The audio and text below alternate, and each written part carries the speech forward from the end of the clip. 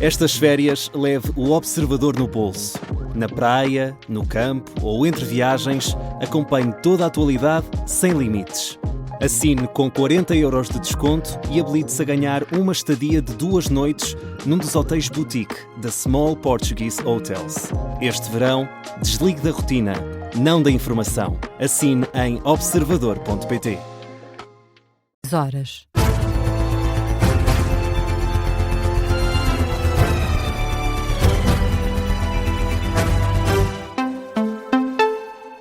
As notícias com Carlos Pedro. Jornal das 6, na Rádio Observador. O Presidente da República está preocupado com o desgaste das instituições e com os ataques à Polícia Judiciária. Isto na sequência da polémica que envolve o Ministro da Administração Interna. António José Seguro tem acompanhado de perto a evolução da situação política e os possíveis efeitos da continuidade de Luís Neves no governo. E António José Soares, apesar do silêncio que tem mantido, o chefe de Estado prepara-se para falar.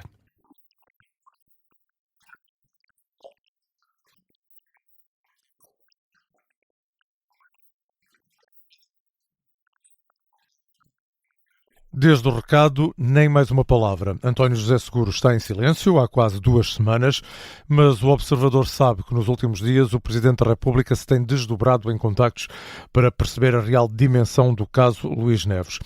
Já ouviu explicações da boca de Luís Montenegro, ainda antes da conferência de imprensa do Ministro da Administração Interna, e consta que não terá ficado particularmente reconfortado com as justificações apresentadas pelo Primeiro-Ministro. Já sobre as explicações dadas por Luís Neves, o Observador apurou que Seguro entende que há ainda questões por responder quanto à ética do antigo diretor da Polícia Judiciária no exercício das suas funções públicas, mas os receios do Presidente vão mais além. António José Seguro teme que surjam novos desenvolvimentos a envolver o governante e que isso arraste o Executivo e a PJ para um longo desgaste político. Espera-se que Seguro fale nos próximos dias. A mensagem deverá passar pela importância da defesa da dignidade das instituições, mas sem pedir a demissão de Luís Neves, ao contrário do que fez Marcelo Rebelo de Sousa, que exigiu publicamente a saída de João Galamba do Executivo de António Costa, após a crise desencadeada pelo caso do ex-adjunto do então Ministro das Infraestruturas. O jornalista António José Soares, com o resumo das principais preocupações do Presidente da República sobre o caso Luís Neves. Este é um artigo assinado pelo editor adjunto de Política do Observador, Miguel Santos Carrapatoso, e que faz manchete a esta hora no site do Observador. Pedro Passos Coelho considera que não há ninguém que esteja despreocupado com as polémicas das últimas semanas no país. Em declarações aos jornalistas, o antigo Primeiro-Ministro assumiu que não quer falar sobre as mais recentes controvérsias. Ainda assim, deixa uma breve opinião. Julgo que não haverá ninguém que esteja despreocupado com o que se passa. Elas não devem ser tomadas, estas situações que têm vindo a ocorrer, como uma mera espuma dos dias, porque estão para além da espuma. Mas isso remete para uma reflexão e para alguma ação que é preciso empreender, para a qual eu não quero estar, nesta altura, a deitar achas para a fogueira. Pedro Passos Coelho aos jornalistas à margem da apresentação do estudo Desbloquear o Crescimento de Portugal do Nobel da Economia James Robinson. O ex-primeiro-ministro saudou ainda a intenção clara, reformista do governo, mas admitiu que preferia que houvesse um ritmo mais intenso. Fazemos agora um ponto de situação dos incêndios. A situação está mais calma em Vinhais. O autarca Luís Fernandes diz que a diminuição da intensidade do vento está a ajudar a travar a progressão das chamas. Garante que não há casas em risco. Foi um ponto de situação feito durante esta madrugada. As pessoas foram retiradas preventivamente de Valdas, Fontes e de Rebordelo, mas entretanto já regressaram às habitações. No terreno continuam cerca de 1000 operacionais apoiados por mais de 3 centenas de viaturas.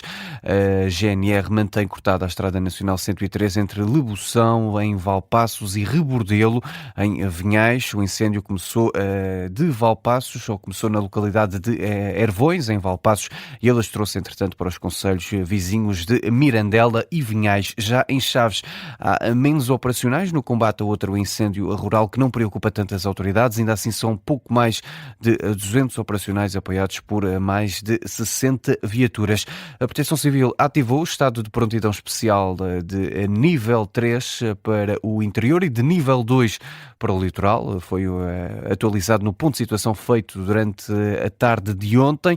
O segundo Comandante Nacional de Emergência e Proteção Civil, José Ribeiro, explica o que muda no terreno. Ativamos o estado de prontidão especial de nível 2 e 3, de nível 2 para o litoral e nível 3, que é o segundo mais grave, para todo o interior de Portugal continental. Esta ativação do estado de prontidão especial teve como consequência um conjunto de determinações operacionais que foram implementadas no terreno, nomeadamente o pré-posicionamento de meios, quer a nível nacional, mas principalmente no patamar subregional. E também aquilo que é o patrulhamento armado com aviões médios nas zonas de maior risco e nos períodos em que esse risco também está mais acentuado. O segundo Comandante Nacional de Emergência e Proteção Civil, José Ribeiro, que diz que nos últimos 2 dias 10 pessoas ficaram feridas nos fogos entre operacionais e civis, todos feridos ligeiros. Falamos agora dos exames nacionais. A Missão Escola Pública denuncia que as reapreciações da primeira fase dos exames só começaram a chegar aos professores na quarta-feira, quase a meio do período de classificação. As notas dos recursos de prova são fixadas daqui a uma semana, no dia 7 de agosto, e o prazo para os professores acaba antes, a dia 4.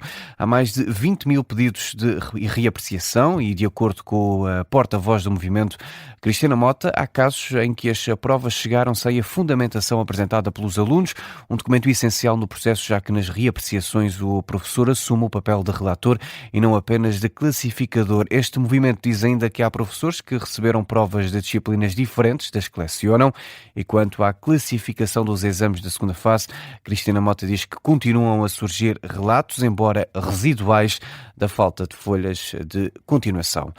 Seguimos este jornal na atualidade internacional. O chefe do governo espanhol, Pedro Sánchez, visita hoje Ceuta, numa altura em que o número de mortos já vai em 18. Ao longo dos últimos 10 dias, milhares de pessoas tentaram atravessar a nado a fronteira entre Marrocos e Espanha, sendo que muitos conseguiram mesmo fazê-lo. A Guarda Civil admite que a situação ficou fora de controle, sem conseguir avançar ainda assim uma estimativa oficial do número de pessoas que conseguiram passar pela fronteira. Hoje é também esperado um novo reforço militar na cidade. O jornal El País diz que foi fechada a fronteira de Melilla, em Marrocos, ou entre Espanha e Marrocos, no norte de África. Tudo isto se deve a uma alteração aprovada pelo Supremo Tribunal Espanhol, que dita que quem atravessa a nada a fronteira tem direito a um pedido de asilo ou, no mínimo, a assistência jurídica num eventual processo de expulsão.